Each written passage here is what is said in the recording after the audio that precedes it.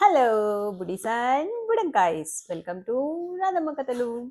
ఈరోజు మన స్టోరీ ఏంటో తెలుసా? ఒక ఉడత కథ.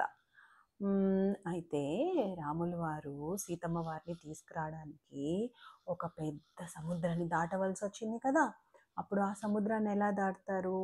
అందుకని దాని మీద ఒక బ్రిడ్జ్ కట్టాలని అనుకున్నారనమాట. అప్పుడు రాముల వారికి హనుమంతులు వారు కూడా సహాయం చేశారు. హనుమంతుడి వానర సైన్యం ఉంటుంది కదా, వాళ్ళు కూడా హెల్ప్ చేస్తూ ఉన్నారనమాట.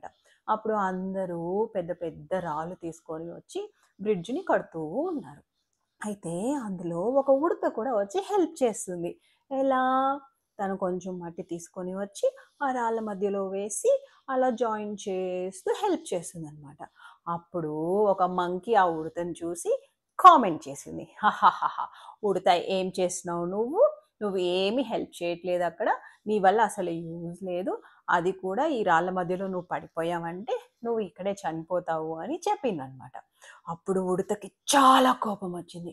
నేను హెల్ప్ చేస్తుంటే మంకీ ఇలా అంటుందా, నేను వెంటనే ఇప్పుడు వెళ్ళి రాముల వారికి కంప్లైంట్ చేస్తాను అని చెప్పి వెంటనే రాముల వారి దగ్గరికి వెళ్ళింది. రాముల వారికి ఇలా చెప్పింది, మంకీ నన్ను ఇలా అనింది అని. అప్పుడు రాముల వారు వెంటనే అందరినీ పిలిచి మీటింగ్ పెట్టారు. ఎందుకు? మంకీ ఉడతని కామెంట్ చేసింది కదా, సో అందుకని.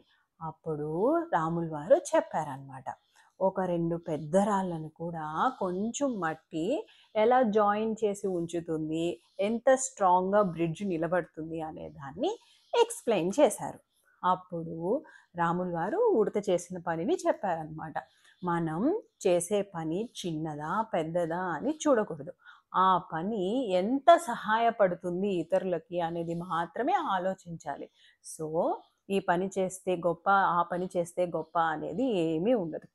ఏ పనైనా మనం సమర్థవంతంగా చేయగలగాలి, అప్పుడే దానికి యూజ్ ఉంటుందన్నమాట. సో వాళ్ళన్నారు వీళ్ళన్నారని వాళ్ళ కామెంట్స్ని మనం పట్టించుకోకూడదు, అలాగే కామెంట్స్ కూడా చేయకూడదు అని చెప్పారు. అప్పుడు ఉడత హ్యాపీగా వెళ్ళి బ్రిడ్జ్ కన్స్ట్రక్షన్కి హెల్ప్ చేసింది. అప్పుడు రాముల వారు ఉడతని ప్రేమగా దగ్గరికి తీసుకొని తన వీపు మీద ప్రేమగా నిమిరారనమాట. అప్పుడు వీపు మీద చారలు అనేవి ఏర్పడ్డాయి. అదే మనం ఉడత మీద చూస్తాం కదా బ్లాక్ స్ట్రైప్స్, అవి రాముల వారు ఉడతకిచ్చిన గిఫ్ట్ అనమాట. సో కథ నచ్చిందా?